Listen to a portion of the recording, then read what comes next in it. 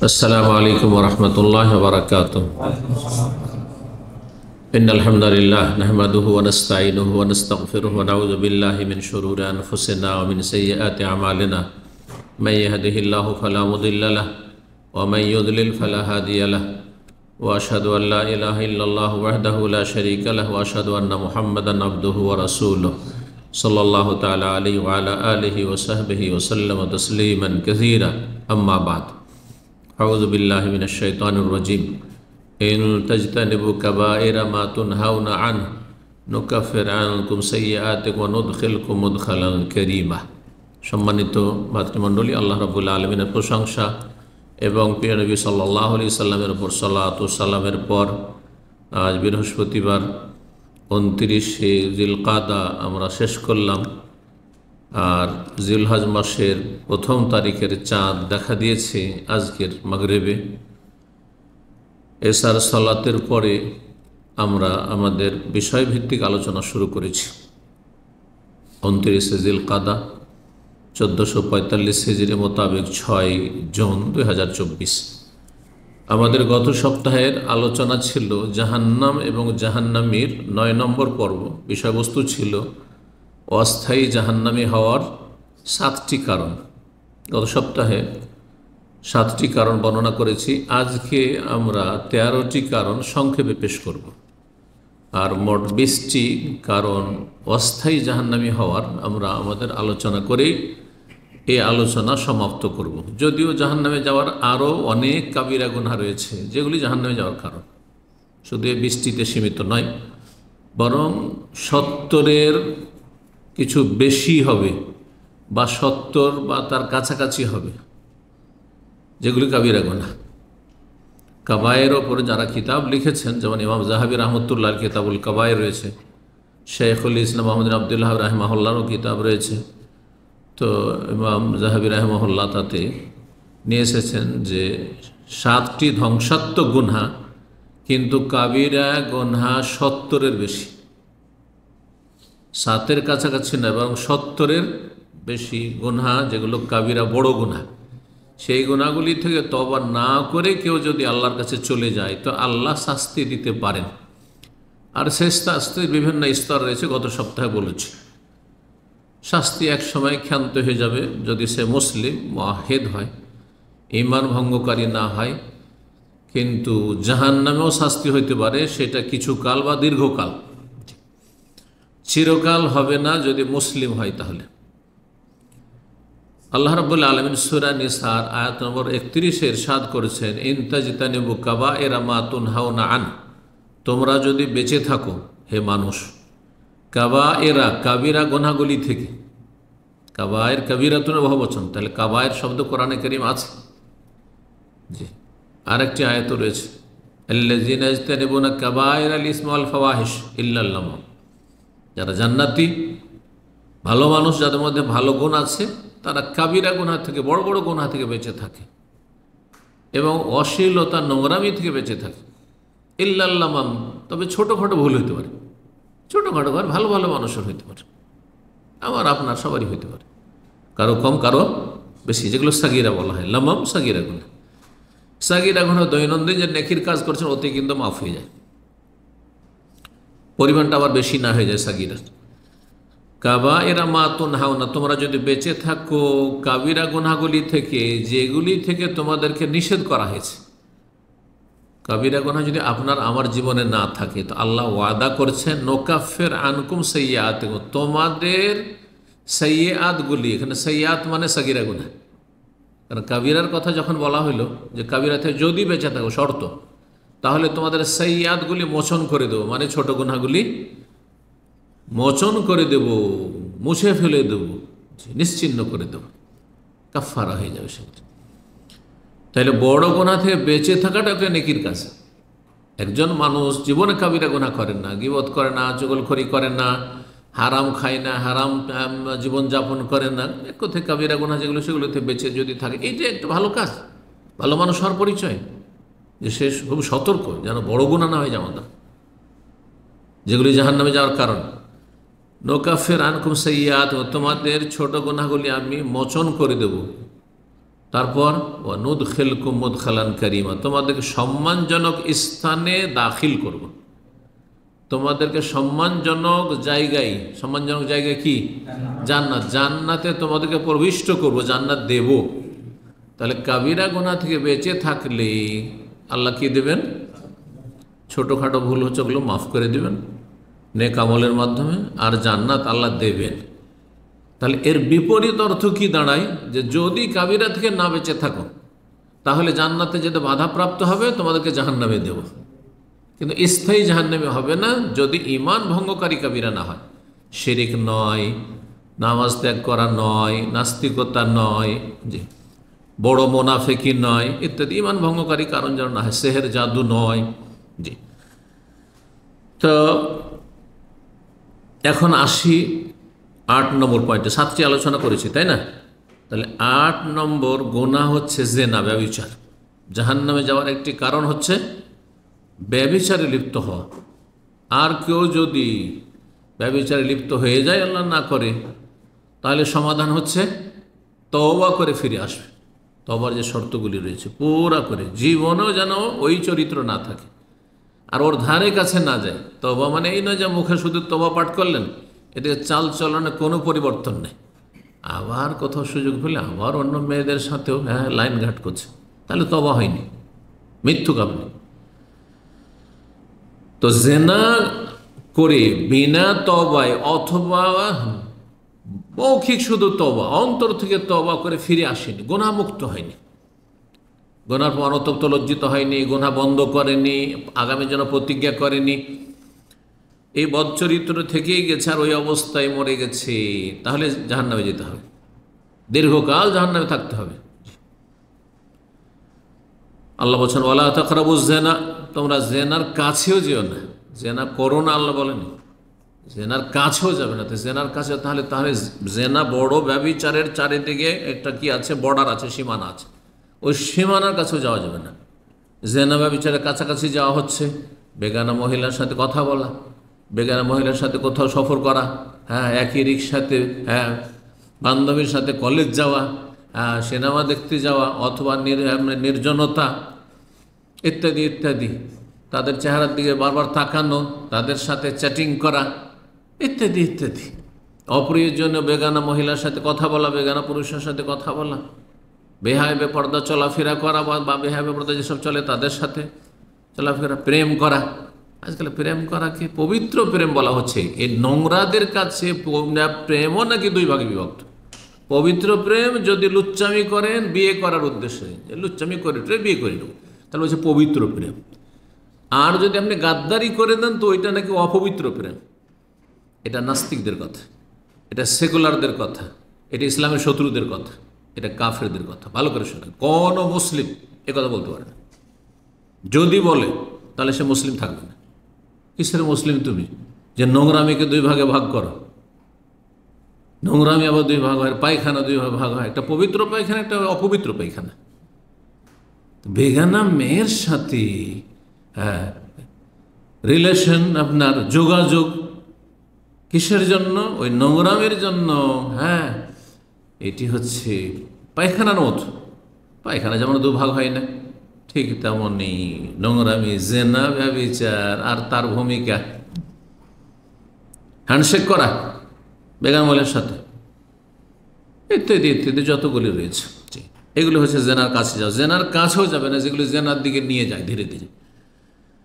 ইন্নাহু কানা ফাহিশা, কারণ জেনা ব্যভিচার হচ্ছে বড়ই নোংরামি, নোংরামি কাজ, নোংরা লোকের কাজ, নিকৃষ্ট লোকের কাজ, অশ্লীলতা, ওয়াসা সাবিল, এবং বড় মন্দ রাস্তা। দুনিয়াতে মন্দ রাস্তা যে জেনাকারীকে সুস্থ মস্তিষ্কের সমাজ কখনো সম্মানের নজরে দেখে না, নিকৃষ্ট মনে করে। বেনামাজিও যদি হয় আজকাল মুসলিম সমাজের, কিন্তু চরিত্র ভালো। আর যদি গ্রামে কোনো লুচ্চা থাকে জেনাকারী, তো ওকে কোনোদিন সম্মানের দৃষ্টিতে দেখে না, নিকৃষ্ট মানের লোক মনে করে, তাই না? সামাজিক অপরাধ এটি। এমনকি অমুসলিম হিন্দুদের মধ্যেও, অমুসলিমদের মধ্যেও যাদের মধ্যে জেনাকে জেনা বলা আছে, তারা জেনাকারীকে ভালো নজরে দেখে না, নিকৃষ্ট মনে করে, নোংরা চরিত্রের মনে করে। দুনিয়ায় খারাপ রাস্তা আর আখিরাতে খারাপ রাস্তা, খারাপ জায়গা হচ্ছে জাহান্নাম। তাহলে সাআ সাবিলা, এই রাস্তা হচ্ছে জাহান্নামের রাস্তা। এই রাস্তা হচ্ছে কিসের রাস্তা? ব্যভিচারের রাস্তা হচ্ছে জাহান্নামের রাস্তা। সূরা বনী ইসরাঈল আয়াত নম্বর 32। সহিহ বুখারীতে 1297 নম্বর হাদিস, নবী সাল্লাল্লাহু আলাইহি ওয়াসাল্লামের স্বপ্নের হাদিস। বিভিন্ন দৃশ্যগুলো দেখেছেন, জাহান্নামীদের দৃশ্য। তার মধ্যে একটি দৃশ্য দেখেছিলেন যে কিছু নর নারী উলঙ্গ হয়ে আগুনের একটি তন্নুর, মানে বড় বিশাল চুলহা, জাহান্নামের আগুনের চুলহা, আর তাতে জ্বলতে আছে। একবার করে ওপর দিকে উঠে চলে আসছে, আবার নিচে চলে যাচ্ছে। যখন আগুন আপ ডাউন করছে তখন এ দেখার পরে শেষ যখন ফেরেশতা বলতে লাগলেন এসবের বিবরণ, বললেজি রাআইতাহু ফি সাকবি, যেসব মানুষকে, নর নারীকে তুমি ওই যে গর্তে দেখলে, যেই গর্ত ছিল আগুনের গর্ত বা আগুনের তন্নুর, ফাহমুজ্জুনাত, এরা হচ্ছে জেনাকারী, ব্যভিচারকারী। তাহলে ব্যভিচারকারীদেরকে উলঙ্গ বিবস্ত্র অবস্থায় নবী সাল্লাল্লাহু আলাইহি ওয়াসাল্লাম কিসে দেখেছেন? জাহান্নামে দেখেছেন। যখন জাহান্নামের দৃশ্য দেখানো হয়েছে নবী সাল্লাল্লাহু আলাইহি ওয়াসাল্লামকে স্বপ্নযোগে। মেরাজেও বিভিন্ন দৃশ্য দেখানো হয়েছে নবী সাল্লাল্লাহু আলাইহি ওয়াসাল্লামকে। তো যেগুলো এই ধরনের দৃশ্য, গায়েবের দৃশ্য দেখানো হয়েছে, কিছু মেরাজও দেখানো হয়েছে, কিছু স্বপ্ন দেখানো হয়েছে। এই হাদিসটিতে স্বপ্নের কথা রয়েছে। 9 নম্বর জাহান্নামে যাওয়ার কারণ, সেটি হচ্ছে সমকামিতা। পুরুষে পুরুষে যৌনাচার করা, নারীতে নারীতে যৌনাচার করা বড়ই নোংরামি, জেনার চাইতে নিকৃষ্ট কাজ এটি। কারণ এটি জেনার মতো অশ্লীলতা, নোংরামিও, আর তার সাথে এটি হচ্ছে প্রকৃতির বিপরীত কাজ, প্রকৃতির বিকৃতি। যার ফিতরাত, প্রকৃতি হচ্ছে যে একটা পুরুষের একটা নারীর দিকে চাহিদা থাকে, একটা নারীর পুরুষের দিকে চাহিদা, পুরুষ নারী চাইবে আর নারী পুরুষ চাইবে। আর এর জন্য বৈধ পথ হচ্ছে যে বৈবাহিক সম্পর্কের মাধ্যমে। হারাম পথ হচ্ছে প্রাকৃতিক, কিন্তু প্রাকৃতিক একটা আকর্ষণ, যুবক যুবতীর, নর নারীর, কিন্তু হারাম রাস্তা, এটা জেনা। আর পুরুষ পুরুষের দিকে আকর্ষণ, যৌনাচার করা, নারী নারীর সাথে যৌনাচার করা, এটি হচ্ছে প্রকৃতির বিকৃতি, মাস্ক হয়ে যাওয়া। যেমন কুকুর, শিয়াল, বানর আর শুকুরে মানুষকে যদি বিকৃত করা হয়, ঠিক তেমনি ওই রকমই এদের চরিত্রটা কুকুর, শিয়াল, বানরের চাইতে নিকৃষ্ট হয়ে গেছে। তো এই জন্য সমকামিতা এমন একটি পাপ, আল্লাহ বলছেন ওয়ালা তাকরাবুল ফাওয়াহিশা মা যাহারা মিনহা মা বাতান, তোমরা অশ্লীলতার কাছেও যাবে না। অশ্লীলতা যেমন ব্যভিচার, তেমন অশ্লীলতা সমকামিতা। অশ্লীলতা হচ্ছে বিবস্ত্র, ন্যাংটা হয়ে চলাফেরা করা পুরুষদের। অশ্লীলতা হচ্ছে যতটা শরীরের মার্জিতভাবে ঢেকে রাখতে হয় ততটা ঢেকে রাখো না, এগুলি হচ্ছে অশ্লীলতা। প্রকাশ্যে হোক অথবা গোপনে হোক। এই না যে প্রকাশ্যে তো খুব ভদ্র, কিন্তু ভিতরে নোংরামি না, এটাও না। ঘরে নোংরামি, নির্জনে আপনি ব্লু ফিল্ম দেখছেন, পর্নোগ্রাফি দেখছেন, খারাপ ছবি দেখছেন আপনি, না। প্রকাশ্য হোক আর গোপনে হোক, সেই অশ্লীলতা তার কাছে যেও না। যালিক ওয়াসাকুম বিহি, আল্লাহ এ ওসিয়ত করেছেন। আরও কিছু কথা বলার পর এই আল্লাহর ওসিয়ত, আল্লাহর নির্দেশ, আল্লাহ স্বয়ং নির্দেশ দিচ্ছেন, ওসিয়ত করছেন যে অসিয়ত সমকামিতার কাছে যেও না, জেনা ব্যভিচার কাছে যেও না। লাআল্লাকুম তাকিলুন, যাতে করে তোমরা একটু বুঝার চেষ্টা করো, উপলব্ধি করো। সূরা আনআম আয়াত নম্বর 151। সমকামিতা সম্পর্কে আল্লাহ রাব্বুল আলামিন বেশ কিছু আয়াতে লূত আলাইহিস সালামের সম্প্রদায় যে এই সমকামিতা, নোংরামিতা লিপ্ত ছিল, তার আগে মানব জাতি আদম আলাইহিস সালাম থেকে শুরু করে এই লূত আলাইহিস সালামের জাত পর্যন্ত কোনো মানুষ কল্পনা করেনি যে পুরুষে পুরুষে যৌনাচার হয়। এরা প্রথম কাজ শুরু করেছে, এই নোংরামি শুরু করেছে। রব্বুল আলামিন সূরা আরাফ আয়াত নম্বর 160 এবং সূরা আরাফের আয়াত নম্বর 28 বলছেন, লূত আলাইহিস সালামের ভাষায়, যেহেতু লূত আলাইহিস সালামকে এই কাফের, এক তো কাফের, তাদের অপরাধ ছিল কুফরি সবচেয়ে বড় অপরাধ, আর তারপরে বড় অপরাধ ছিল আরও অন্য অপরাধের সাথে সমকামিতা। আল্লাহ বলছেন আতাতুনাল ফাহিশাতা, তোমরা এই নোংরামি করে থাকো। এই অশ্লীল কাজে তোমরা এই সমকামিতা লিপ্ত হয়ে থাকো, মা সাবাকাকুম বিহা আহাদুম মিনাল আলামিন, মা সাবাকাকুম বিহা মিন আহাদিম মিনাল আলামিন, বিশ্বজগতের কোন মানুষ তোমাদের পূর্বে এই কাজে লিপ্ত হয়নি। তাহলে কোরআনে আল্লাহ জানিয়ে দিয়েছেন, নাহলে আমরা কি করে জানতাম যে প্রথম এই সমকামিতে লিপ্ত হয়েছে লূত আলাইহিস সালামের কওম, এবং যত গজবপ্রাপ্ত ধ্বংসপ্রাপ্ত জাতি ধ্বংস হয়েছে, সমুদ জাতি ধ্বংস হয়েছে, আদ সম্প্রদায় ধ্বংস হয়েছে, আর তারপরে ফেরাউনের সেনাবাহিনী ধ্বংস হয়েছে, কত বড় জালেম ছিল। আর লূত আলাইহিস সালামের জাতি ধ্বংস হয়েছে, কিন্তু সবচেয়ে কঠিন শাস্তি দিয়ে আর কয়েক শাস্তি দিয়ে, ট্রিপল শাস্তি দিয়ে আল্লাহ ধ্বংস করেছেন লূত আলাইহিস সালামের এই সমকামী নোংরা জাতিকে। কারণ তাদের অপরাধ হচ্ছে মারাত্মক অপরাধ, প্রকৃতি বিরোধী অপরাধ। যে একটা পুরুষের দিকে যৌন আকর্ষণ থাকবে, এটা কেমন কথা হয়? আউযুবিল্লাহ। যারা এই নোংরামিতে লিপ্ত আছে, বিবাহিত হওয়ার পর স্ত্রীকে বাদ দিয়ে ওরা দাঁড়িবেন কিশোর খুঁজে বেড়ায়, এত নোংরা তারা স্ত্রীর কাছে থাকতে চায় না, নারীকে পছন্দ করে না। আউযুবিল্লাহ, তাদের প্রকৃতি এভাবে বিকৃত হয়ে যায়। তো রব্বুল আলামিন বলছেন যে বিশ্বজগতের কোন মানুষ তোমাদের পুরো এইরকম অপরাধ করে না। নবী সাল্লাল্লাহু আলাইহি ওয়াসাল্লাম হাদিস জানেন, হাদিস বলছে ইযা রাআইতুম আহাদান আমালা কওমে লূত, যদি কাউকে দেখতে পাও যে লূত আলাইহিস সালামের কাফের সম্প্রদায়ের যে কুকর্ম ছিল, নোংরামি সমকামিতা ছিল, এইরকম নোংরামিতে লিপ্ত রয়েছে, অশ্লীলতা লিপ্ত রয়েছে, মানে সমকামীদেরকে দেখতে পাচ্ছ সমকামিতা করতে, তাহলে ফাকতুলুল ফাইলা ওয়াল মাফউল বিহি, যে এই কাজ করছে আর যার সাথে করে দুইজনকে হত্যা করে দাও। এখানে বিবাহিত অবিবাহিতার পার্থক্য করা হয়নি। পক্ষান্তরে ব্যভিচারের ক্ষেত্রে একজন পুরুষ একজন নারী যদি জেনা লিপ্ত হয়, বিবাহিত আর অবিবাহিতের পার্থক্য করা আছে। বিবাহিত যদি হয় তাহলে অপরাধ বেশি, সুতরাং মৃত্যুদণ্ড, রজম, পাথর মেরে সংসার করা, মৃত্যুদণ্ড। কিন্তু অবিবাহিত হলে 100টি বেত্রাঘাত আর 1 বছর যেন নির্বাসন অথবা জেলে বন্দি, যেটা নির্বাসনের বদলে যারা আজকাল নির্বাসন করলে তো কাফের দেশে গিয়ে আরও অপরাধ, তার ক্রাইম বেড়ে যাবে।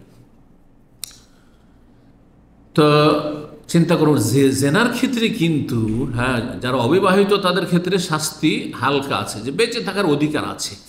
কিন্তু সমকামিতায় লিপ্ত হলে বিবাহিত হোক আর অবিবাহিত হোক বেঁচে থাকার অধিকার নেই, দুজনকে হত্যা করে। নবী সাল্লাল্লাহু আলাইহি ওয়াসাল্লাম হাদিস, সহিহ হাদিস। তো সমকামিতা হচ্ছে দুনিয়ায় আল্লাহর গজবের কারণ, আর আখিরাতে আল্লাহর গজব আর আযাবের কারণ, জাহান্নামে যাওয়ার কারণ। আল্লাহ হেফাজত করুন। 10 নম্বর জাহান্নামে যাওয়ার কারণ হচ্ছে চুরি ডাকাতি। দুটোকে আলাদা আলাদা বয়ান করা যায়, কিন্তু সময়ের স্বল্পতার জন্য দুটোকে একসাথে করে দিচ্ছি, যদিও চুরি আর ডাকাতিতে পার্থক্য রয়েছে। চুরি কাকে বলে আর ডাকাতি, চুরি ডাকাতিতে পার্থক্য কি? যে বলবে হাত তুলবে। কি পার্থক্য? না, এলো গোপনে, বাড়ির মালিকের না জেনে লুকিয়ে যেটা করে এটার নাম চুরি, দাদা বোঝা গেছে। আর যদি প্রকাশ্যে করে অস্ত্র দেখিয়ে, তাহলে সেটার নাম হচ্ছে, বা মারধর করে, এটার নাম ডাকাতি। জি, সেটা রাস্তাঘাটে হোক, যেটাকে ছিনতাইকারী বলা হয়, রাহাজানি বলা হয়, আর আরেকটা হচ্ছে বাড়িতে হোক না কেন, অস্ত্র দেখিয়ে।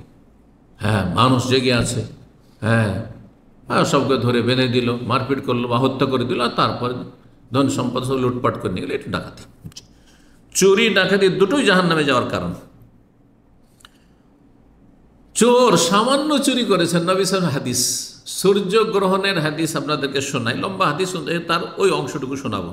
নবী সাল্লাল্লাহু আলাইহি সাল্লামের জামানায় যখন সূর্যগ্রহণ লেগেছিল, ইব্রাহিম নবী সাল্লাল্লাহু আলাইহি সাল্লামের ছেলে যেদিন ইন্তেকাল করে ওই দিনেই। তো অনেকে ভাবলো যে হতে পারে যে নবী সাল্লাল্লাহু আলাইহি সাল্লামের ছেলে যে মারা গেছে। তা আমাদের যে পরম্পরা, আমাদের একটা বিশ্বাস, মানে কুফরি আমলে ছিল আরব কাফের মুশরিকদের, যে কোনো মহামানব যদি জন্ম হয় অথবা মারা যায় তো কি হতে পারে, সূর্যগ্রহণ লাগতে পারে, অথবা পৃথিবীতে বড় ধরনের কোনো কিছু একটা ঘটলে। তো এই যে আজকে মারা গেছে, মনে হতেও পারে নবী সাল্লাল্লাহু আলাইহি ওয়াসাল্লাম সংশয় নিরসনের কারণে এবং এই জাহিলি ধ্যান ধারণা দূর করার জন্য, কারণ কিছু কুসংস্কার থেকেই যেতে পারে, মানুষ আগাছা তো থেকেই যেতে পারে, ক্লিন করার প্রয়োজন আছে। বললেন সেই ভাষণে, ইয়া আইয়ুহান নাস মানব ইন্নামা শামসু ওয়াল কামার আয়াতান মিন আয়াতিল্লাহ, সূর্য আর চন্দ্র আল্লাহর নিদর্শনাবলীর অন্তর্ভুক্ত। ওয়া ইন্নাহু লা ইয়ানকাসিফান লিমাউতি হায়াতিন ওয়ালা লি আহাদিন ওয়ালা লি হায়াতিহি, কোন মানুষের মৃত্যুর কারণে অথবা জন্মের কারণে, ভূমিষ্ঠ হওয়ার কারণে সূর্য চন্দ্রগ্রহণ লাগে না। ফাইজা রাআইতুম শাইআম মিন যালিক, যদি তোমার চন্দ্র সূর্যগ্রহণ দেখতে পাও, ফাসাল্লু সালাত আদায় করো হাত্তা তানজালিয়া, যতক্ষণ পর্যন্ত সূর্যগ্রহণ চন্দ্রগ্রহণ শেষ না হচ্ছে। আর তারপরে বলছেন যে মা মিন শাইইন তুআদুনাহু ইল্লা কাদ রাআইতুহু ফি সালাতি হাযি, আমি যে সূর্যগ্রহণের সালাত আদায় করেছি সেই সময় তোমাদের সাথে যা কিছু আল্লাহ ওয়াদা করেছেন শাস্তির অথবা জান্নাতের সব দৃশ্য দেখলাম। নামাজ পড়াচ্ছেন কিসের? সূর্যগ্রহণের, আর জান্নাতের দৃশ্য সামনে চলে এসছে, সামনের দিকে একটু এগিয়ে গেছেন। জাহান্নামের দৃশ্য সামনে চলে এসে পেছন দিকে সরে গেছেন রাসূলুল্লাহ সাল্লাল্লাহু আলাইহি ওয়াসাল্লাম। যেমন টিভির পর্দায় আমরা পৃথিবীর বিভিন্ন সিনারি দেখি, ঠিক ওই রকমই নবী সাল্লাল্লাহু আলাইহি ওয়াসাল্লাম সালাত অবস্থায় 1400 বছর আগে দেখেছেন জান্নাতের দৃশ্য আর জাহান্নামের দৃশ্য। বলছেন তোমাদের সাথে যা কিছু প্রতিশ্রুত হয়েছে তা আমি এখানে এই সালাত অবস্থায় দেখতে পেয়েছি। তারপরে লাকাদ জিয়া বিন্নার, আমার সামনে আগুন জাহান্নাম নিয়ে আসা হলো। ওয়াজালেকুম, কখন ওইটা শোনো, আমি সালাত অবস্থায়, ওয়াজালেকুম হেইনা রাআইতুম, যখন আমাকে দেখেছিলে যে সালাত অবস্থায় দাঁড়িয়ে আমি তাখারত, পিছনে সরে গেলাম, আগুন জাহান্নামের দেখে দাউ দাউ করে জ্বলছে, পিছনে সরে গেছি। এটা মানুষের প্রকৃতি। মূসা আলাইহিস সালাম জানছেন যে জাদুর সাপ, এই লাঠি আর রশি কি ছিল ওগুলো, লাঠি রশি জাদু, আসলে বাস্তবতা নেই। তারপরে যখন বড় বড় অজাগর সাপ হয়ে যখন চলে আসছে ধেয়ে, তখন এমন পালা পালাইতে লেগেছেন, ওয়াল্লা মুদবিরান ওয়ালাম ইয়াক্তুব, কোরআন ভাষায় এমন পালাইতে শুরু করেছে একটু ঘুরেও দেখেন না কেমন পালা পালাচ্ছেন। এটা মানুষের প্রকৃতি, ভয় লাগবেই। জি, হঠাৎ করে একটা সাপ দেখলে ভয় লাগবে না?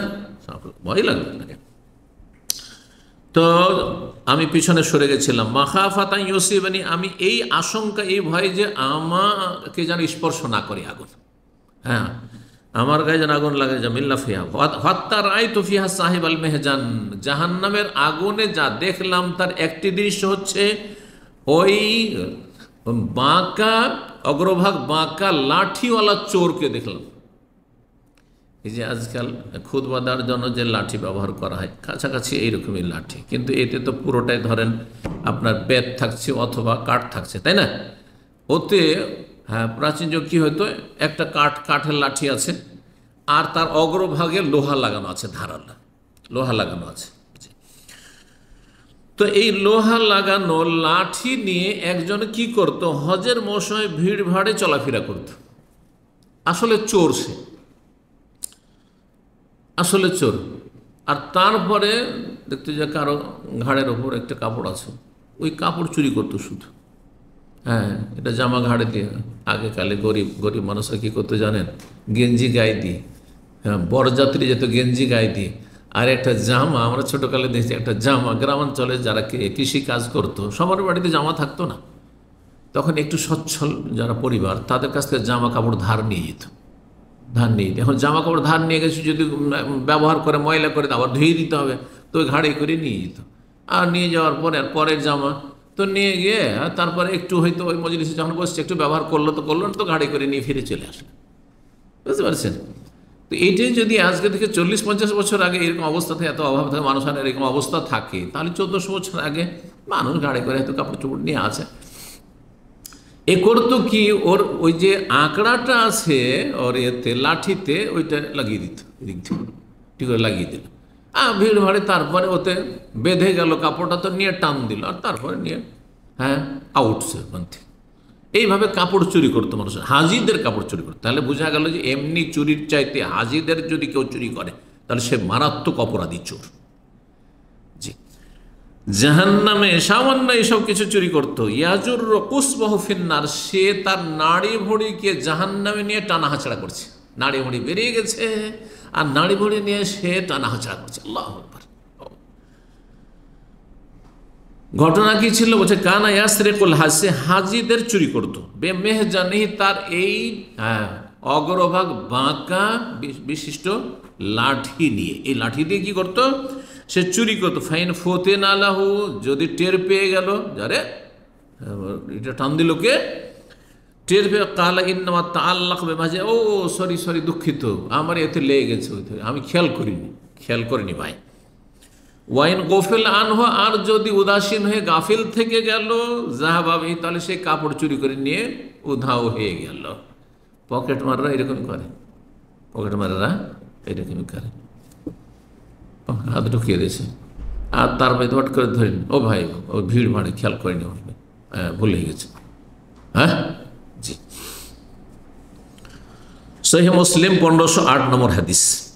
ডাকাত সম্পর্কে সূরা মায়েদার আয়াত নম্বর 33 আল্লাহ কঠিন শাস্তির কথা আল্লাহ বলেছে, দুনিয়া এবং আখিরাত। দুনিয়াতে কঠিন শাস্তি ডাকাতদের আর চোরদের, আর আখিরাতে কঠিন শাস্তি। ইন্নামা জাযাউল্লাযিনা ইউহারিবুনাল্লাহ ওয়া রাসূলাহু ওয়া ইয়াসআউনা ফিল আরদি ফাসাদান আন ইউকাত্তালু আও ইউসাল্লাবু আও তুকাত্তা আইদিহিম ওয়া আরজুলুহুম মিন খিলাফ আও ইউনফাউ মিনাল আরদি যালিকা লাহুম খিজয়ুন ফিদ দুনিয়া ওয়া লাহুম ফিল আখিরাতি আযাবুন আযীম। বলছেন যে যারা আল্লাহ এবং রাসূলের বিরুদ্ধে বিদ্রোহ করে, এই বিদ্রোহী কারা? হ্যাঁ, মুসলিম সরকারের বিরুদ্ধে যারা খারেজি, তারাও যেমন সামিল এতে। হ্যাঁ, দেশে অশান্তি সৃষ্টি করে, নাশকতামূলক কাজ করে, আর খুন খারাপা করে, ইত্যাদি ইত্যাদি, রক্তপাত করে, এরাও সামিল। আর ডাকাতরাও সামিল, যারা রাস্তাঘাটে ছিনতাই করে, বাড়িতে এসে আক্রমণ করে, ছিনতাই করে, ইত্যাদি ইত্যাদি। অথবা চোর, আসলো চোরও কিন্তু এমন যে, যদি আমরা জানি যে গরু যারা চুরি করতে, একসময় আমরা ছোটকালে খুব আতঙ্কে থাকতাম, কেন গরু চোরা খুব বেশি ছিল বর্ডার এলাকায়, গরু চুরিটা অনেক বেশি ছিল। তো গরু যদি নিয়ে পালিয়ে গেল তো গেল, আর যদি বাড়িওয়ালা টের পেয়ে যায় তাহলে আরো ভাগ্য খারাপ, ওকেও মারবে, গরুও যাবে, খুন করে দিয়ে চলে গেল।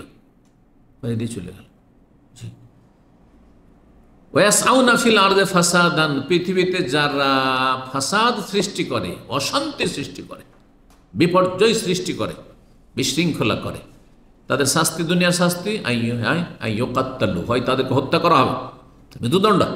যদি মুসলিম শাসক মনে করে ডাকাতকে মৃত্যুদণ্ড দেবো, দিতে পারবে। ইউকাত্তালু আও ইউসাল্লাবু, অথবা শুলে চড়ানো, শুলিতেও চড়াইতে পারে, ফাঁসিতে চড়াইতে পারে।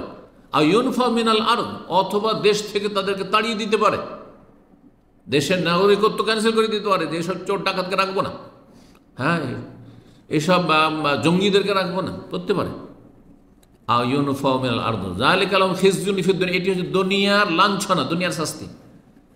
আর আখেরাতে তাদের জন্য মহাশাস্তি রয়েছে। আর আখেরাতের মহাশাস্তি কি? জাহান্নাম। সুতরাং চোর ডাকাতের জন্য জাহান্নাম রয়েছে, যদি বিনা তওবাতে আল্লাহর সামনে হাজির হয়। 11 নম্বর কাবিরা গুনাহ, যে কারণে জাহান্নামে যেতে হবে, সেটা হচ্ছে বেঈমানি করা, আত্মসাৎ করা। গাসাব, জমি বেঈমানি করা, কারো বাড়ি ঘরে বেঈমানি করে নেওয়া, টাকা পয়সা বেঈমানি করে নেওয়া, যেটাকে আরবিতে গাসাব বলা হয়েছে। সাঈদ ইবনে যায়েদ ইবনে আমর ইবনে নুফাইল রাদিয়াল্লাহু তাআলা আনহু বর্ণনা করছেন, তিনি আশরা মুবাশশারার অন্যতম কিন্তু, এবং ওমর রাদিয়াল্লাহু তাআলা ভগ্নিপতি ছিলেন। আন্না রাসূলুল্লাহ সাল্লাল্লাহু আলাইহি ওয়াসাল্লাম, রাসূলুল্লাহ বলেছেন, মানিত্তাতা শিবরা মিনাল আরদি জুলমান, কেউ যদি 1 বিঘত জমি অন্যায়ভাবে কারো বেঈমানি করে, দখল করে নেয়, 1 বিঘত, বেশি না, আইল চাপলো, বেশি না, একটু আইল চাপে আধা হাত আপনার জমি বেঈমানি করে দিল, বা আপনি করে ফেললেন, তাওয়াকাহুল্লাহু ইয়াহু, তাহলে আল্লাহ তার গলাতে কি পরিয়ে দেবেন? বেড়ি পরিয়ে দেবেন, মালার মতো করে। কিসের? বিনসাবি আরাদিন, জমি 1 বিঘত নিয়েছিল, আর 7 স্তর জমি তার গলাতে পরিয়ে দেওয়া হবে, পেঁচিয়ে দেওয়া হবে। আল্লাহু আকবার, তওক পেঁচিয়ে দেওয়া হবে। সহিহ মুসলিম 3020 নম্বর হাদিস। তাহলে জমি বেঈমানি করলে জাহান্নামের শাস্তি, এটা কখন হবে? এই যে 7 স্তরের জমিন তার গলাতে ঝুলিয়ে দেওয়া হবে, এটা কোথায়? জাহান্নামে। জাহান্নামে হবে সেটা, সে হাসর মাঠে বিচার দিবস হবে, সেটা জাহান্নামে হবে। যে এইরকমই কারো বাড়ি দখল করলো, আজকাল শহরে মানুষের ইমান না, জাতিতে মুসলমান ইমান নেই। আপনি বিদেশে থাকেন আর আপনার বাড়িতে কেউ থাকে না, বাড়ি দখল করে কেউ বসে আছে। হ্যাঁ, আপনার প্লট দখল করে বসে আছে, গ্রামে আপনার আইল চেপে বসে আছে। আউযুবিল্লাহ। টাকা পয়সা ব্যবসা করতে দেন, বেইমানি করে বসে আছে, ওর লস নেই, সব লস আপনারই। যদি পার্টনারশিপে যান, যতই দিনী ভাই করুক, ধোঁকাবাজ। খবরদার দিনী ভাই বলে বিশ্বাস করবেন না। সেটা আপনি যদি আপনার কাছে সে পরীক্ষিত হয় সেটা ভিন্ন বিষয়, কিন্তু সাধারণ ভাই দিনী ভাই, এই দাড়ি ছিল তার, সে 5 ওয়াক্ত নামাজ পড়তো, তাহাজ্জুদ গুজার ছিল, সোমবার বৃহস্পতি রোজা রাখতো, সেই জন্য তাকে বিশ্বাস করেছেন না, মোটেই না। যতক্ষণ পর্যন্ত কিছুদিন লেনদেন না করে আপনি পরীক্ষা করবেন বা তার সাথে চলাফেরা করে, ততক্ষণ পর্যন্ত কোনো দিনী ভাই দিনী বোনকে বিশ্বাস করে আমানতের ক্ষেত্রে আমানত উঠে গেছে। নবী সাল্লাল্লাহু আলাইহি ওয়াসাল্লাম সহিহ বুখারী হাদিস, ইদা যুইয়াতিল আমানাতু ফান্তাজিরিস সাহ, যখন আমানতকে বিনষ্ট করা হবে তখন কিয়ামত সন্নিকট, কিয়ামতের অপেক্ষা করিও। তখন সাহাবীরা জিজ্ঞাসা করে, কাইফা ইউতাহাতু ইয়া রাসূলুল্লাহ, আমানত আবার কি করে নষ্ট করা হবে? তখন বলে, যা উসসিদাল আমরু ইলা গায়রি আহলি ফান্ত, অযোগ্য ব্যক্তিকে যদি কোনো দায়িত্ব দেওয়া হয়, অযোগ্য সে পার্টনারশিপে কাজ করার জন্য, অযোগ্য সে আপনার বাড়ির দেখাশোনা করার জন্য, অযোগ্য আপনার বাড়ির কাজের মেয়ে, কাজের ছেলে মেয়ে দেখাশোনা করার জন্য বা আপনার পরিবার দেখা করার জন্য, অযোগ্য হচ্ছে যে টিউশনে পড়াতে যায় আপনার বাড়িতে, আর সেই ব্যক্তি অযোগ্য, আর সে টিউশন পড়ার নাম দিয়ে গিয়ে সে পরকীয়ায় লিপ্ত আছে না, এটা কিয়ামতের লক্ষণ। অযোগ্য ব্যক্তিকে যদি কোনো দায়িত্ব দেওয়া হয়, যে ঠিকভাবে দায়িত্ব পালন আমানত রক্ষা করলো না, এটা কিয়ামতের লক্ষণ। তো বেঈমানি করার শাস্তি জাহান্নাম, যদি তওবা না করে। আর যেহেতু বান্দার হক, সুতরাং এই ক্ষেত্রে তওবার জন্য চতুর্থ শর্ত হচ্ছে যা বেঈমানি করেছে পুরোপুরি আদায় করতে হবে। শুধু মৌখিক তওবা বা অন্তর থেকে তওবা, আল্লাহ আমি একটা জমি বেঈমানি করেছি, ওইটার তো আর ছাড়তে পারছি না, অনেক টাকার জায়গায়, কিন্তু আমি তোমার কাছে খুব কান্নাকাটি করছি, তওবা কবুল হবে? সারা জীবন সিজদা পড়ে থাকলে তওবা কবুল হবে না। আপনি ফিরিয়ে দিয়ে আসেন যার জিনিস তার। 12 নম্বর জাহান্নামে যাওয়ার কারণ হচ্ছে মদ পান। আর মদ পান যদি জাহান্নামে যাওয়ার কারণ হয়, তো মাদক দ্রব্য যত আছে, হিরোইন হোক, গাঁজা হোক, আর এই ধরনের যতগুলি আছে, আমি নাম জানি আর নাই জানি, আর আপনারা জানেন না জানেন, মাদক দ্রব্য এক কথায় যদি কেউ পান করে আর বিনা তওবাতে চলে যায়, পানে অভ্যস্ত থাকে, বিনা তওবাতে আল্লাহর সামনে হাজিরা, মরলো এখনো খালেস অন্তর থেকে, তার তওবা হয়নি, গুনাহ মাফ হয়নি, তাহলে জাহান্নামে যাবে। সহিহ মুসলিমে 3732 নম্বর হাদিস, জাবের রাদিয়াল্লাহু তাআলা বর্ণনা করছেন, রাসূলুল্লাহ সাল্লাল্লাহু আলাইহি ওয়াসাল্লাম বলেন, কুল্লু মুসকিরিন হারাম, প্রতিটি নেশা আর বস্তু হচ্ছে হারাম। যা নেশা নিয়ে আসে, এমন কোনো বস্তু যা কি করে নেশাগ্রস্ত করে, প্রতিটি এমন বস্তু যা নেশাগ্রস্ত করে তা হচ্ছে হারাম। নেশা কাকে বলে? আমার বাঙালিদের কাছে নেশা মানে যেটা না খেলে ছটপট করে, খাওয়া এমন একটা অভ্যাস হয়ে গেছে, না খেলে ভালো লাগে না, ছটপট করে, ওইটার নাম নেশা রেখেছে বাঙালিরা। না ভাই, আমার চায়ের একটা নেশা হয়ে গেছে, সকালে 1 কাপ না খেলে হবে না, আর বিকেলে অফিসে এসে 1 কাপ না খেলে হবে না, এটার নাম নেশা? এটা আমাদের দেশীয় নেশা, এটা যারা ভাষা বুঝে না তাদের নেশা, এটা শরীয়তের বা ভাষাগত নেশা নয়, এটা ভুল কথা। তাহলে বাঙালিদের ভাত খাওয়া নেশা, ভাত না খেলে আমি থাকতে পারবো না, রাত্রে যাই দেবেন শেষখানে 2টো ভাত দিতে হবে, নেশা তাইলে না? না না, মোটেই না। ইলিশ মাছ খাওয়া নেশা, বা ইলিশ মাছ না খেলে আমি থাকতে পারি না, এইটা না খেলে ওইটা না খেলে থাকতে পারি না, নেশা না।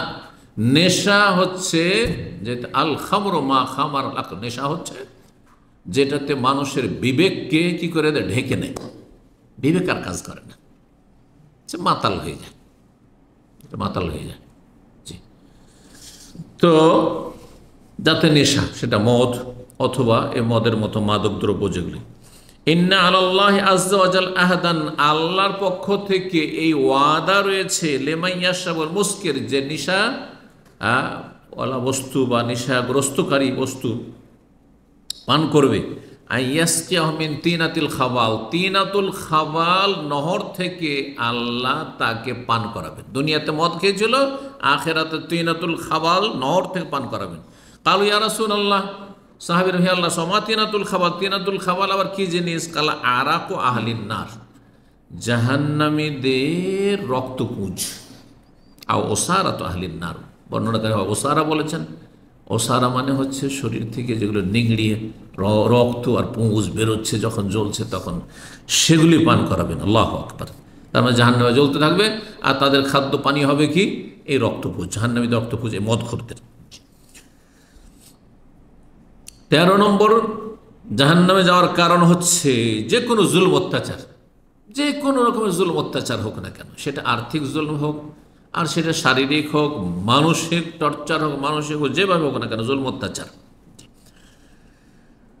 এই মর্মে সহিহ মুসলিমের 4678 নম্বর হাদিস আমরা আপনাদের শোনাই। আবু হুরায়রা রাদিয়াল্লাহু তাআলা আনহু বর্ণিত, তিনি বলছেন যে আন্না রাসূলুল্লাহ সাল্লাল্লাহু আলাইহি ওয়াসাল্লাম রাসূলুল্লাহ বলেছেন আতাদরুনা মানিল মুফলিস। একদিন বললেন নবী সাল্লাল্লাহু আলাইহি ওয়াসাল্লাম, তোমরা জানো যে সর্বহারা কে? মুফলিস ফুলুস থেকে, ফুলুস মানে কি? ফুলুস মানে পয়সা কড়ি, পয়সাকে কি বলে? ফুলুস। আর মুফলিস মানে যার কাছে পয়সা নেই, একটা পয়সা নেই, একটা পয়সা কড়ির নেই, তার মানে সে হচ্ছে সর্বহারা, নিঃস্ব। নিঃস্বকে তোমরা চেনো? কালু, তখন তারা বলে আল মুফলিস ফিনা মাল্লা দিরহাম ওয়ালা মাতা, আমাদের মাঝে মুফলিস, আমরা সর্বহারা বা নিঃস্ব ওকে বলি যার কাছে না কোনো একটা পয়সা আছে আর না কোনো তার কাছে মালপত্র আছে, কোনো সামানও নেই, তার কাছে কিছুই নেই, সে সর্বহারা। ফাকাল, আল্লাহ বলেন না না না, আমি ওইটা উদ্দেশ্য করিনি, এটা তো দুনিয়ার নিঃস্ব বা সর্বহারা। ইন্নাল মুফলিসা মিন উম্মতি মান ইয়াতি ইয়াউমাল কিয়ামাত বিসসালাতিন ওয়া সিয়ামিন ওয়া যাকাতিন, আমার উম্মতের সর্বহারা নিঃস্ব হচ্ছে ওই সব লোকেরা যারা কিয়ামতের দিন হাসরের মাঠে আসবে অনেক নামাজ নিয়ে, অনেক রোজা নিয়ে, অনেক যাকাত সাদকা নিয়ে, ওয়া ইয়াতি কাদ শাতামা হাযা, কিন্তু তার সাথে সে কাউকে গাল দিয়েছে, কত মানুষকে গাল দিয়েছে, ও কাযাফা হাযা, কত মানুষ মিথ্যা অপবাদ দিয়েছে, কোনো নারীর উপর মিথ্যা অপবাদ দিয়েছে, কোনো ছেলের উপর মিথ্যা অপবাদ দিয়েছে যে ও পরকে লিপ্ত, ওকে এই কাজে দেখেছি, ও সমকামিতে লিপ্ত, অথচ সে মিথ্যা কথা বলেছে, যে কোনো মিথ্যা, বা ও চোর, যে কোনো মিথ্যা অপবাদ আর কি। ও আকালা মালা হাজা, কারো ধন সম্পদ বক্ষণ করেছে, ওয়াসাফা গাদামা হাজা, কারো রক্তপাত করেছে, কাউকে খুন করেছে, ওদারাবা হাজা, কাউকে মারধর করেছে, বিভিন্ন রকমের জুলম অত্যাচার করেছে। যারা প্রশাসনে আসে বিশেষ করে তারা নিজের ক্ষমতার বলে কত লোক জুলম অত্যাচার করে, একটা নির্দোষী আসামিকে পিটিয়ে পিটিয়ে জবরদস্তি স্বীকার করে। জালেম, জালেম জাহান্নামে যেতে হবে। হাসানাতিহি, এখন আখিরাতে তো আর টাকা পয়সা কারো নাই, কিন্তু পেমেন্ট করতে হবে। এই জন্য আমি বলি যে ধার যারা নিচ্ছেন আর টাকা দিচ্ছেন না, ভালো করে শোনেন, অথবা যারা ধার দিয়েছেন আর আশাই ছিলেন যে দিয়ে দেবে কিন্তু দিল না, ওকে দিতেই হবে, ওকে দিতেই হবে। হয় দুনিয়াতে দিক, তাহলে টাকা পয়সা দিয়ে দিয়ে মুক্তি পেয়ে যাবে অল্প দিয়ে, আর না হলে আখিরাতে দিতে হবে, আপনার লস নেই, ধৈর্য ধরুন। আর যারা এই রকমের বোধ চরিত্রে, তাদেরকে বলছি যে আপনি দুনিয়াতে পালিয়ে গেলেন, কিন্তু আপনাকে এমন সময় আপনাকে পেমেন্ট করতে হবে যখন একটা নেকির জন্য হাই হাই করবেন, একটা নেকি হইলে আমি জাহান্নাম থেকে বাঁচতাম, জান্নাতে যেতে পারতাম, সেই সময় সমস্ত নেকিগুলি আপনার নিয়ে চলে যাবে এই মানুষের হক নষ্ট করার কারণে। ফায়ুতাহাযামিন হাসানাতিহি, এক একজন করে অভিযোগকারী আসলো, কেস নিয়ে আসলো, একে নেকি দিয়ে দাও, ওকে নেকি দিয়ে দাও, ইউহাযামিন হাসানাতিহি, এই করে দিতে দিতে দিতে নেকি সব শেষ। এত নামাজ রোজা হজ যাকাত নেক কাজ ছিল, সব শেষ হয়ে গেল। ফাইন ফানিয়াত হাসানাতুহু ক্বাবলা ইউকযা মা আলাইহি, তার ওপর যে ঋণগুলি ছিল দুনিয়ার, বা যে বান্দার হকগুলি ছিল নষ্ট করে গেছে, সেগুলি পরিশোধ করার আগেই যদি তার নেকি শেষ হয়ে যায়, নেকি শেষ আর নেকি নেই, তখন কি করা? ওখেজা মিন খাতায়াহুম, তার গুনাহগুলিকে নেওয়া হবে। কিছু লোকের আসবে, হে আল্লাহ, এ আমার উপরে এই জুলুম করেছে, আমার উপরে এই জুলুম করেছে, আমার উপরে জুলুম করেছে, আমাকে মেরেছে, আমার টাকা পয়সা বেইমানি করেছে, আমার টাকা ধার নিয়ে দেয়নি, হ্যাঁ, আমার জমি বেইমানি করেছে, এইভাবে বিভিন্ন রকমের যখন অভিযোগ আসবে তখন বলে তোমাদের গুনাহ আছে? বলছে হ্যাঁ আমাদের গুনাহ আছে, গুনার জন্য জাহান্নামে যেতে হচ্ছে, দাও তোমাদের গুনাহগুলি এর কাঁধে চাপিয়ে দিয়ে, এর আমল নামে চাপিয়ে দাও, আর তোমরা গুনাহার বোঝা নামিয়ে দিলে এর কাঁধে চাপিয়ে দিয়ে তোমরা জান্নাতে চলে যাও। যে জান্নাতি ছিল তার নামাজ রোজার নেকি দিয়ে সে বান্দার হক নষ্ট করার কারণে জাহান্নামে চলে গেল সর্বহারা হয়ে, আর যাদের জন্য জাহান্নাম ছিল তারা দুনিয়াতে মজলুম নির্যাতিত হওয়ার কারণে তাদের আযাব হালকা হয়ে গেল, আর তাদের গুনাহগুলি অন্যের উপর চাপিয়ে দিয়ে যারা হক নষ্ট করেছে জান্নাতে চলে যেতে পারলো। সহিহ মুসলিমের হাদিস শোনাইল আপনাদেরকে।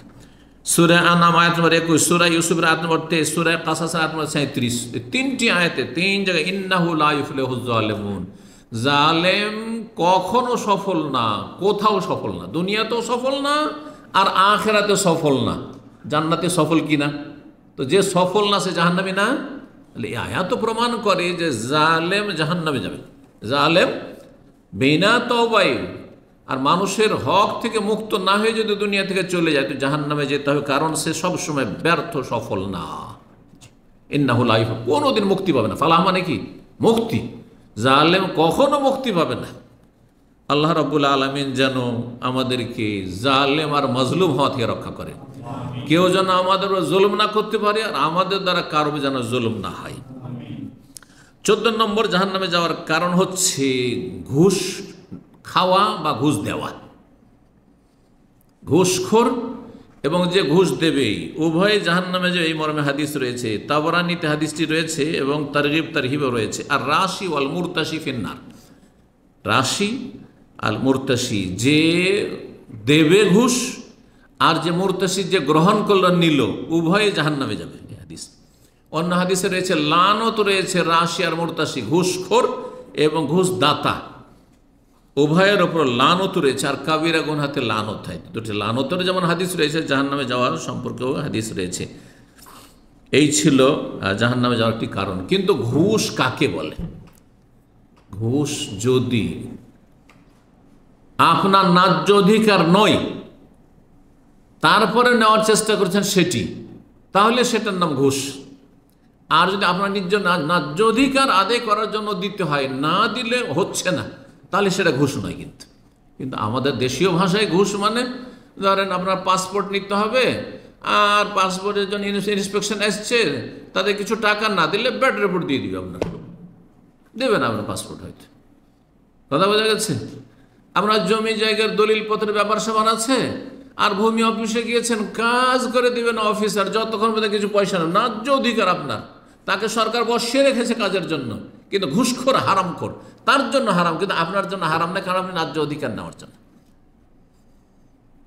চাকরিতে ধরেন প্যানেলে আপনার লিস্টে আপনি হকদার, আপনি হকদার 1 নম্বরে বা 2 নম্বরে, আর যে কটা সিট আছে তার মধ্যে আপনি পড়ছেন, কিন্তু ঘুষ নিয়ে যারা আপনার যদি খারাপ রেজাল্টের বা ইন্টারভিউতে যারা অ্যালাউ হয়নি তাদেরকে অ্যালাউ করা হচ্ছে, তাদেরকে চাকরি দেওয়া হচ্ছে, আপনাকে চাকরি দেওয়া হচ্ছে না, আপনার ন্যায্য অধিকার চাকরি। এইখানে যদি পয়সা দেয় এটা ঘুষ নয়। কিন্তু ঘুষ কোনটি? আপনার আগে যারা ছিল তারাই কিন্তু তাদের যোগ্যতার ভিত্তিতে চাকরি পাওয়ার অধিকার রাখে, কিন্তু আপনি পয়সা দিয়ে চাকরিটা নিয়ে এলেন, তাহলে আপনি জাহান্নামী, আর যাদেরকে দিলেন তারাও জাহান্নামী। আপনার আল্লাহর লানত আর ওদের ওপর আল্লাহর লানত। জি, যে কমিটি ঘুষ খেলো তাদের উপর আল্লাহর লানত, আর যেই শিক্ষক ঘুষ দিল সে তার উপর আল্লাহর লানত। জি।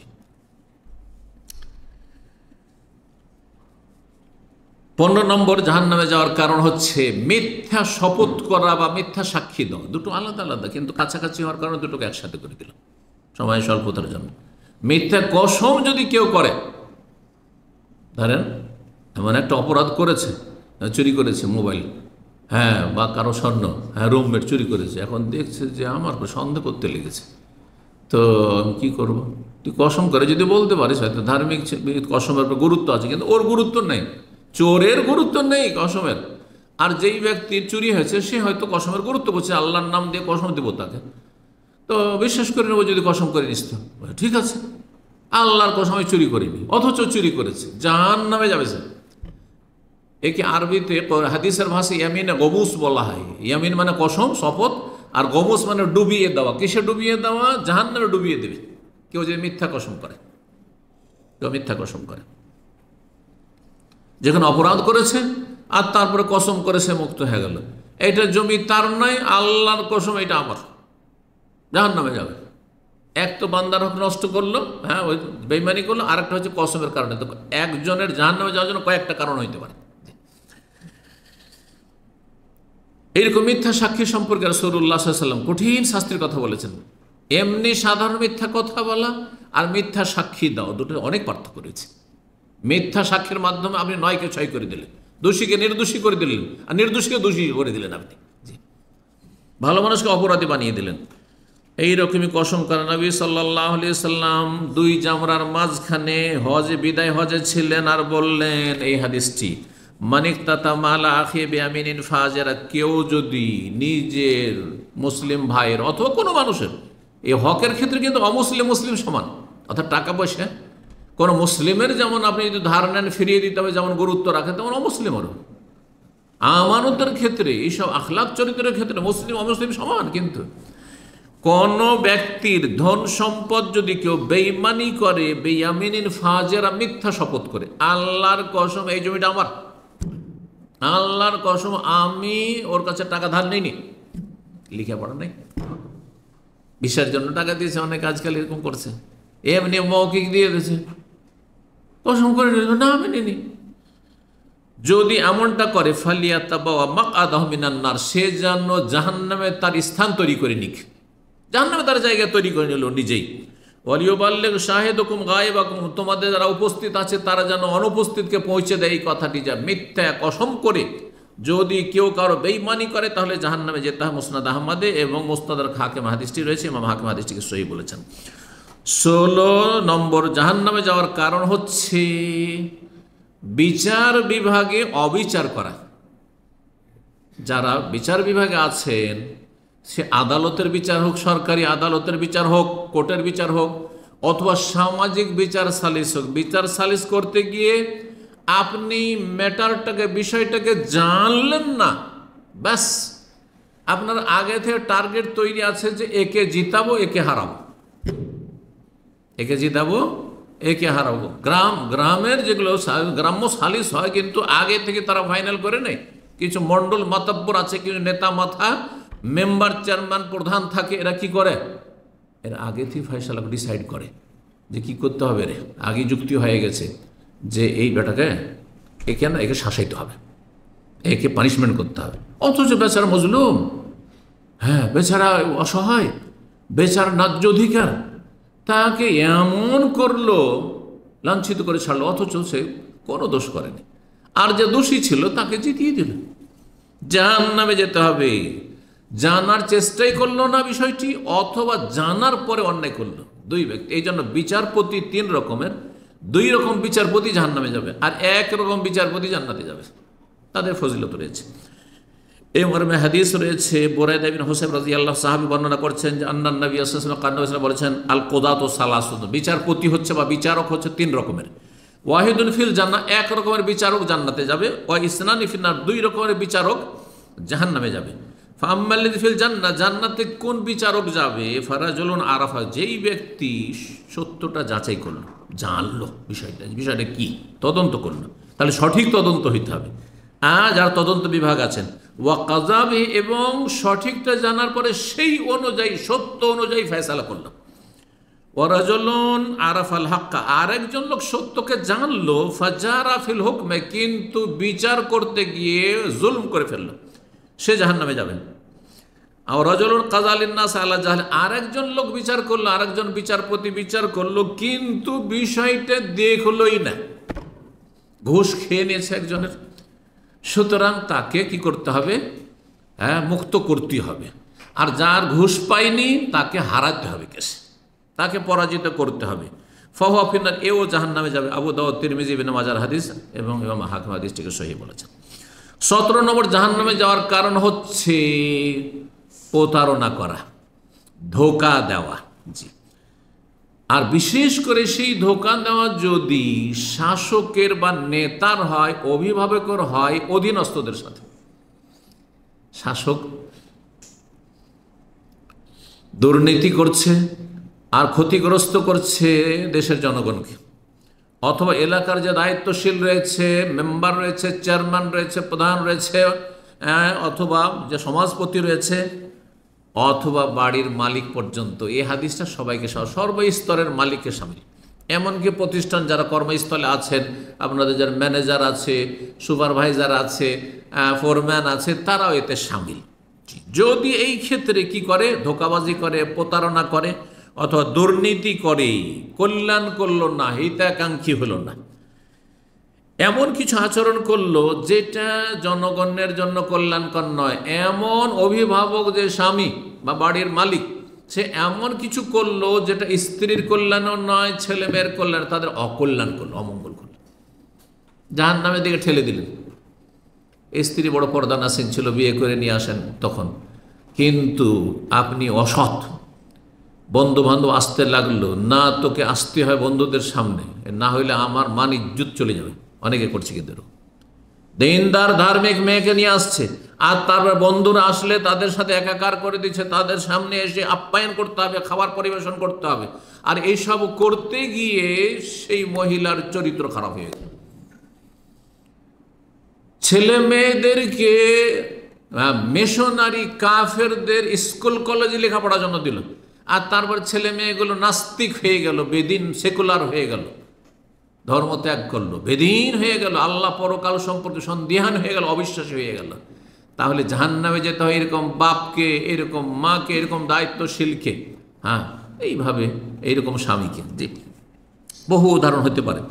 হাদিস মাহবুব ইবনে ইয়াসার রাদিয়াল্লাহু তাআলা বর্ণনা করছেন, বলছেন যে সামিউতুন নবী সাল্লাল্লাহু আলাইহি ওয়াসাল্লাম, আমি নবী সাল্লাল্লাহু আলাইহি ওয়াসাল্লাম বলতে শুনেছি, মা মিন আবদিন ইয়াস্তারইহিল্লাহু আলা রাইয়্যাহ, কোন বান্দাকে যদি কার ওপর আল্লাহর দায়িত্ব দিয়ে থাকেন, দায়িত্ব দিয়েছেন, সে দায়িত্ব বাড়ির অভিভাবক হোক, আর কোনো কোম্পানি প্রতিষ্ঠানের মালিক হোক, অথবা কোনো এলাকার অঞ্চলের মালিক হোক, অথবা কোনো দেশের মালিক হোক, আল্লাহ যদি কাউকে জনগণের ওপর বা কিছু মানুষের ওপর আল্লাহ দায়িত্ব দিয়ে থাকেন, ইয়ামুতু ইয়ামা ইয়ামুতু ওয়া গাশুন লিরাইয়াতিহি, কিন্তু সে মারা গেল এমন অবস্থায় যে সে তার অধীনস্থদের সাথে সে খেয়ানত করলো, প্রতারণা করলো, দুর্নীতি করলো, ইল্লা হারামাল্লাহু আলাইহিল জান্নাহ, জান্নাত আল্লাহ তাদের উপর হারাম করে দেবে। এইরকম দায়িত্বশীল, অসৎ দায়িত্বশীল যারা, তাদের জন্য জান্নাতকে কি করবেন?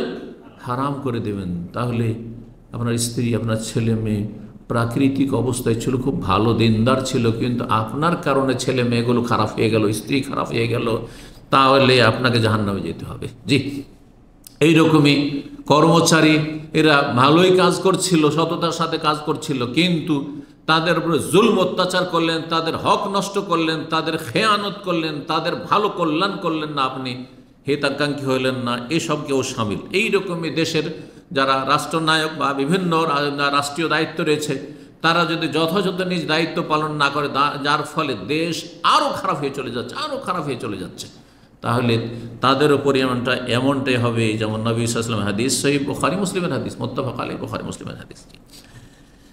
18 নম্বর জাহান্নামে যাওয়ার কারণ হচ্ছে ঋণ নিয়ে ঋণ পরিশোধ না করা।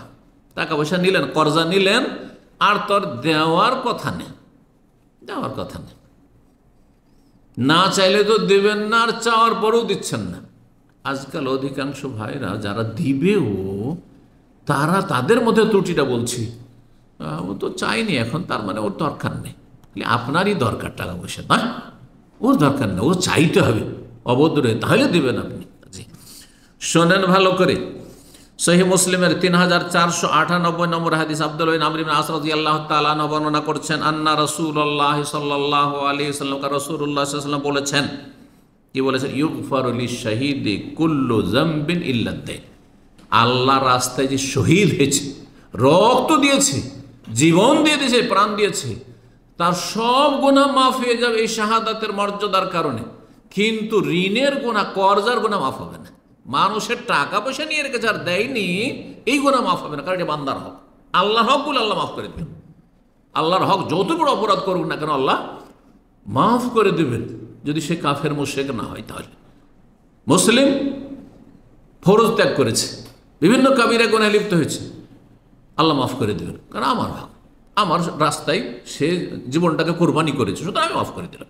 কিন্তু অমুকের হক নষ্ট করেছে, অমুকের হক নষ্ট করেছে, ওর টাকা দাও, এইটা আমি মাফ করবো না, মাফ হবে না, মাফ হবে না। তাহলে কোথায় যেতে হবে? জাহান্নামে যেতে হবে না? হবে না? এখন জাহান্নামে যেতে হবে, এর হাদিস শোনেন। হাদিসটি আবু কাতাদা রাদিয়াল্লাহু তাআলা আনহু বর্ণনা করেছেন, আর হাদিস মুসনাদ আহমদে রয়েছে, বাইহাকিতে রয়েছে, তাবরানীতে রয়েছে।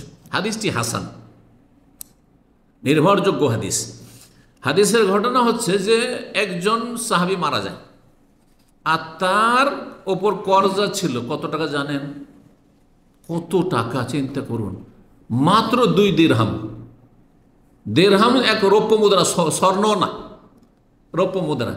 আর রৌপ্য মুদ্রার দিরহাম হচ্ছে আপনার কি 4 আনা 25 পয়সা। তার মানে রূপার আধা ভরি, আধা ভরি রূপা। তাহলে রূপা আজকাল চাঁদির দাম দেখেন তো বেশি না, 100টা রিয়ালের বেশি হয়তো হবে না। স্বর্ণকাররা বলতে পারবে 100টা রিয়ালের বেশি হয় না, মাত্র এই কয়টা টাকা ছিল, 2 দিরহাম মাত্র। তার উপর থেকে গেছে ঋণ, কর্জা। নবী সাল্লাল্লাহু আলাইহি ওয়াসাল্লাম জানাজা সামনে চলে এসেছে, জানাজা পড়াবার জন্য এসে গেছেন। জিজ্ঞাসা করেছেন হাল আলাইহি দাইনুন, তার উপর ঋণ কর্জা আছে? বললেন ইয়া রাসূলুল্লাহ, শুধু 2 দিরহাম আছে, মাত্র 2 দিরহাম আছে। ওয়াসাল্লু আলা সাহেব, তোমরা জানাজা পড়ো, আমি জানাজা পড়বো না। কেন? আবু কাতাদা বলেন ইয়া রাসূলুল্লাহ সাল্লি আলাইহি ওয়া আলাইয়া দাইনুহু, আপনি জানাজাটা পড়ে দেন, আমি এই ঋণ পরিশোধ করব, এই জিম্মা আমি নিলাম, দায়িত্ব নিলাম, দিয়ে দেব। ঘটনা হয়ে গেল, জানাজা তো হয়ে গেল সেদিন, কারণ আরেকজন নিয়ে এনেছে কাঁধে। পরের দিন দেখা হয়েছে আবু কাতাদার সাথে, আবু কাতাদা ওই যে 2 দিরহাম ওর বাকি আছে ঋণ, ওটা পরিশোধ করেছ? ইয়া রাসূলুল্লাহ আজকে করা হয়নি, করব। কিছু বললেন না নবী সাল্লাল্লাহু আলাইহি ওয়াসাল্লাম। তৃতীয় দিন, তারপরের দিন আবার জিজ্ঞাসা করছেন কি করেছো সেই 2 দিরহাম, সেটা পরিশোধ করেছো, ওই লোকটাকে দিয়েছো যে পাবে তার কাছে? ইয়া রাসূলুল্লাহ আজকে দিয়ে দিয়েছি, আজকে দিয়ে দিয়েছি। নবী সাল্লাল্লাহু আলাইহি ওয়াসাল্লাম কি বলেছিলেন শুনেন, লক্ষণীয়। আল আন বারিদাত জিলদাতুহু, দাউ দাউ করে সে জাহান্নামের আগুনে জ্বলছিল। এখনো জাহান্নামে যায়নি, কিন্তু জাহান্নামের আযাব যে কবরে হচ্ছে, ওই কবরে জাহান্নামের আযাবে জ্বলছিল দাউ দাউ করে।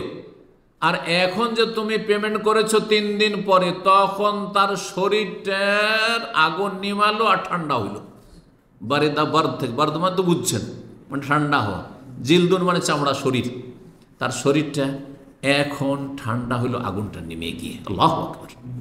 মাত্র 2 দিরহাম, 50-100টা রিয়ালের জন্য যদি জাহান্নামে যেতে হয়, তাহলে যারা এইভাবে টাকা পয়সা নিয়ে থেকে যাচ্ছেন, হ্যাঁ, আপনি কি নিশ্চিত যে আপনি বাঁচবেন? হ্যাঁ, আর দিতে পারবেন? অথবা আপনি কি নিশ্চিত যে আপনি মরে গেলে আপনার স্ত্রী দেবে, আপনার ছেলে মেয়ে দেবে? আর এটা কি অজুহাত হইল যে আমি মরে গেলে আমার স্ত্রী ছেলে মেয়ে দেবে? না, মোটেই না, আপনাকে দিয়ে যেতে হবে। আজকাল কোথায় পাবেন, নিজেই দিচ্ছেন না আপনি, আর আপনার স্ত্রী দেবে, আপনার ছেলে মেয়ে দেবে? ও তো পয়সার লোভ হয়ে গেছে। জি, কখনো দেবেন না। সুতরাং এই রকমের অপরাধ করবেন না যে মানুষের হক নষ্ট করার কারণে জাহান্নামে যেতে হয়। আপনার বড় বড় নেকির পাহাড় থেকেও জান্নাতে যেতে পারবেন, কারণ শহীদের মর্যাদার চাইতে বড় নামাজির মর্যাদা নাই। হ্যাঁ, কারণ নামাজি যে জীবন কোরবানি করেনি, রোজাদার জীবন কোরবানি করে, শহীদ জীবন কোরবানি করেছে, তারপরও তার ঋণের গুনাহ মাফ হয়নি। হাদিস দেখলেন। 19 নম্বর জাহান্নামে যাওয়ার কারণ হচ্ছে স্বর্ণ বা চাঁদির পাত্র ব্যবহার করা। স্বর্ণ চাঁদির, মহিলাদের গয়না চলবে, কিন্তু স্বর্ণ চাঁদির বোতলে যদি গ্লাসে পানি খাই, স্বর্ণ চাঁদির যদি কাপে আমি চা খাই, কফি খাই, জুস খাই, বলেন, অথবা বিছানা, খাট বিছানা, অথবা টেবিল, আমার কলম যদি স্বর্ণের হয়, গোল্ডের হয়, চাঁদির হয়, চলবে না। পুরুষদের জন্য গয়না পর্যন্ত হারাম, আর মহিলাদের জন্য গয়না পর্যন্ত হালাল। গয়নার বাইরে কিন্তু মহিলারও হালাল নয়, ভালো করে মনে রাখবেন। জানা আছে না নেই? নাকি আজকে ক্লিয়ার হইল? আশা করি জানা আছে, যারা নিয়মিত আসছে না, নতুন ভাইদের হয়তো জানা নেই, ভালো করে শুনে রাখেন।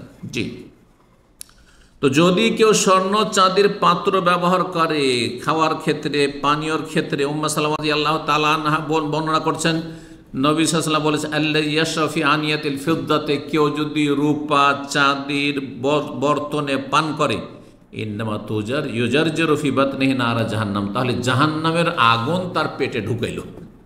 সে রূপার চাঁদির পাত্রে পান করলো না, পানাহার করলো না, বরং কি করলো, জাহান্নামের আগুন পেটে ঢুকালো। সহিহ বুখারী 5203, সহিহ মুসলিম 3846 হাদিস। সহিহ মুসলিমের আরেকটা হাদিসে স্বর্ণ চাঁদি দুটোরই কথা রয়েছে। বলছেন রাসূলুল্লাহ ইন্নাল্লাযী ইয়াকুলু আও ইয়াশরাবু ফি আনিয়াতিয যাহাব ওয়াল ফিদ্দা, যেই ব্যক্তি স্বর্ণ বা চাঁদির পাত্রে পানাহার করে, ইন্নামা ইউজারজিরু ফি বাতনিহি নারা জাহান্নাম, সেই ব্যক্তি নিজের পেটে জাহান্নামের আগুন ঢুকায়। আল্লাহু আকবার। 20 নম্বর আরো সর্বশেষ জাহান্নামে যাওয়ার কারণ হচ্ছে মেয়েদেরকে অথবা বোনদেরকে মিরাস থেকে পরিত্যক্ত ধন সম্পদে বঞ্চিত করা। বাপের ধন সম্পদ, মায়ের ধন সম্পদ বোনদেরকে দিলেন না, আপনি মহরম করলেন, অথবা 9-6 করে হাতে তুলা দিলেন, তোরা 1 বিঘা করে নিয়ে নিবি রে, আর ভাইয়েরা সব 10 বিঘা 20 বিঘা, অথবা ভিটে মাটি তোরা তো পাবি না, কারণ এটা তো আমাদের।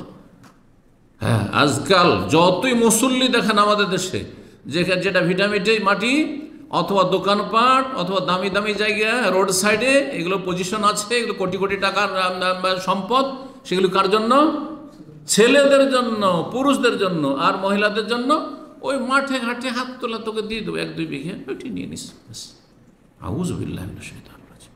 জাহান্নামে যেতে যেতে কোনো সন্দেহ নেই।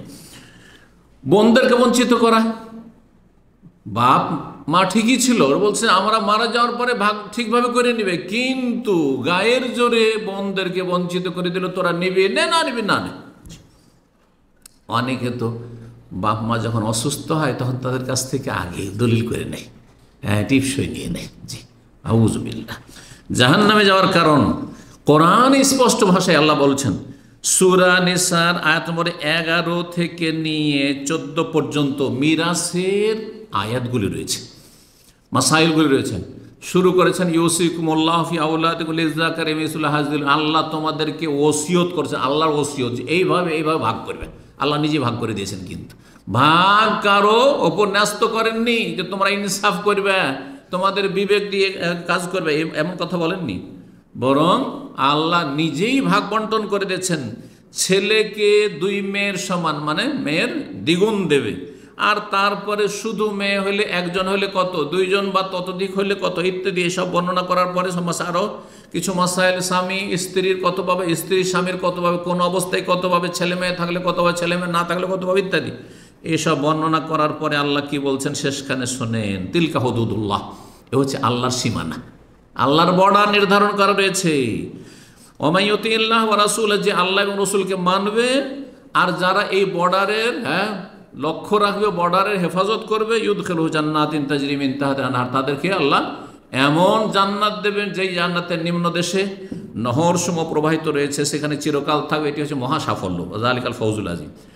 আর আয়াত নম্বর 14তে আল্লাহ বলছেন, ওয়া মান ইয়াসিল্লাহ ওয়া রাসূল, যারা আল্লাহ এবং রাসূলের নাফরমানি করবে, তারা কোরআনের ভাগ করলো না, নিজের মতো করে ভাগ করলো। আমি ভাগ করে দিলাম, বাপ বলে দিলাম তোরা এটাকে না করবি না, মা আমি এইভাবে বলে দিলাম এটাকে না করবি না, তোরা নাকচ করবি না। তোমার অধিকার কোথায়? এটা তোমার ধন সম্পদ কোথায়? আল্লাহ স্বয়ং ভাগ করে দিয়েছে, কোনো অধিকার নেই যে আমি এইভাবে ভাগ করে দিলাম, যেভাবে বলে দিলাম ওইভাবে ভাগ করবি, মোটেই জায়েজ নয়। এটা হারাম, জাহান্নামে যাওয়ার কারণ। ভালো করে শোনেন, কোরআন বলছে জাহান্নামে যেতে হবে। ওয়া মান ইয়াসিল্লাহ ওয়া রাসূল, যে আল্লাহ এবং রাসূল নাফরমানি করবে, ওয়া ইয়াতাআদ্দা হুদুদাহু, সীমা লঙ্ঘন করবে, সীমানা পার করে যাবে, ক্রস করবে, ইউদখিলুহু নারান, তাকে আল্লাহ জাহান্নামে দাখিল করবেন, জাহান্নামে দেবেন। তাহলে যারা ঠিকভাবে ভাগ দেয় না ওয়ারিসিনদেরকে, উত্তরাধিকারীদেরকে, সেটা মেয়ে হোক অথবা বোনেরা হোক, অথবা এক ছেলেকে বেশি দিল আর এক ছেলেকে কম দিল, কোনো ছেলেকে দিল কোনো ছেলেকে বঞ্চিত করে দিল, ইত্যাদি ইত্যাদি। এইরকম যেসব জালেম বাপ মায়েরা করে বা ভাইরা করে, শুনে রাখেন, খালেদান ফিহা, সেখানে চিরকাল থাকতে হবে, যদি সেটা হালাল মনে করে থাকে। আর হালাল না মনে করে থাকে, পাপি তাপি আমি এই অন্যায় কাজ করেছি, এই অনুভূতি আছে, তো দীর্ঘকাল থাকতে হবে, দীর্ঘকাল জাহান্নামে থাকতে হবে এইসব বেঈমানি করার কারণে, আর মানুষের হক আর উত্তরাধিকারী ওয়ারিসিনদের হক না দেওয়ার কারণে। ওয়ালাহু আযাবুম মুহিন, এবং তাদের জন্য লাঞ্ছনা করার শাস্তি রয়েছে, লাঞ্ছনা করার শাস্তি রয়েছে। ইবনে মাজাহ একটি হাদিস রয়েছে, যদিও কেউ কেউ হাদিসে দুর্বল বলেছেন, কিন্তু আয়াতে যেহেতু জাহান্নামের কথা স্পষ্ট আর তার সমর্থনে হাদিস এসছে, সুতরাং হাদিস যদি দুর্বল হয় তাতে কোনো যায় আসে না, কারণ আসল আস্থা আমাদের এখানে হাদিসের ওপর নয়, কিসের ওপর? আয়াত প্রমাণ করছে যে যারা বোনের বা মেয়ের ধন সম্পদ না কি করবে, ভক্ষণ করবে অথবা 9-6 করবে, ঠিকভাবে দেবে না, তাদের জন্য জাহান্নাম রয়েছে, বা যে কোনো লোকের। আনাস রাদিয়াল্লাহু তাআলা আনহু বর্ণিত, তিনি বলছেন, কালা রাসূলুল্লাহ সাল্লাল্লাহু আলাইহি ওয়াসাল্লাম, মান ফাররা মিন মিরাসি ওয়ারিসিহি, অন্য রিওয়ায়াতে মান কাতা মিরাসা ওয়ারিসি, কেউ যদি ওয়ারিসের উত্তরাধিকারীর মিরাস মানে ধন সম্পদ যে তার ন্যায্য অধিকার রয়েছে, সেটা যদি সে কেড়ে নেয় অথবা সেটাতে পালায়ন করে, সেটা ঠিকভাবে দিল না, কাতা আল্লাহ মিরাসাহ মিনাল জান্নাতি ইয়াউমাল কিয়ামাতে, কিয়ামতের দিনে তার জান্নাতের যে ভাগটা রয়েছে সেটা আল্লাহ ছিনিয়ে নেবেন, তার কাছ থেকে ছিনিয়ে নেবেন। সুতরাং আল্লাহ রাব্বুল আলামিনের কাছে দোয়া করি, আল্লাহ রাব্বুল আলামিন যেন আমাদেরকে কাবিরা গুনাহ থেকে বেঁচে থাকার তৌফিক দান করেন পুরোপুরি, আর সাগীরাকেও আল্লাহ কমিয়ে নিয়ে আসার তৌফিক দান করেন, কাবিরা সাগীরা মুক্ত হওয়ার তৌফিক দান করেন, নেক আমলের তৌফিক দান করেন, ফরজ ওয়াজিবের হেফাজতের তৌফিক দান করেন, জাহান্নামে যাওয়ার যেসব কারণগুলি আছে সেগুলি থেকে পুরোপুরি বেঁচে থাকার তৌফিক দান করেন। জান্নাতে যাওয়ার জন্য আল্লাহ রাব্বুল আলামিন আমাদেরকে বেশি বেশি নেক আমলের তৌফিক দান করেন এবং আল্লাহর আমাদের গুনাহ খাতা মাফ করেন। তওবা করে আপডেট হয়ে থাকার সবসময় তৌফিক দান করেন। ইচ্ছা করে ইচ্ছাকৃতভাবে যেন আমাদের দ্বারা গুনাহ না হয়ে যায়, আল্লাহ রাব্বুল আলামিন যেন আমাদেরকে এইরকম শক্তিশালী ঈমান দান করেন। আল্লাহুম্মা আতি নুফুসানা তাকওয়াহা ওয়া যাক্কিহা আনতা খায়রু মান যাক্কাহা আনতা ওয়ালিয়ুহা মাওলাহা। রব্বানা আতিনা ফিদ দুনিয়া হাসানাহ ওয়া ফিল আখিরাতি হাসানাহ ওয়া কিনা আযাবান নার। ওয়া সাল্লাল্লাহু সাল্লাম আলা নবিয়িনা মুহাম্মদ ওয়া আলা আলিহি ওয়া সাহবিহি আজমাইন।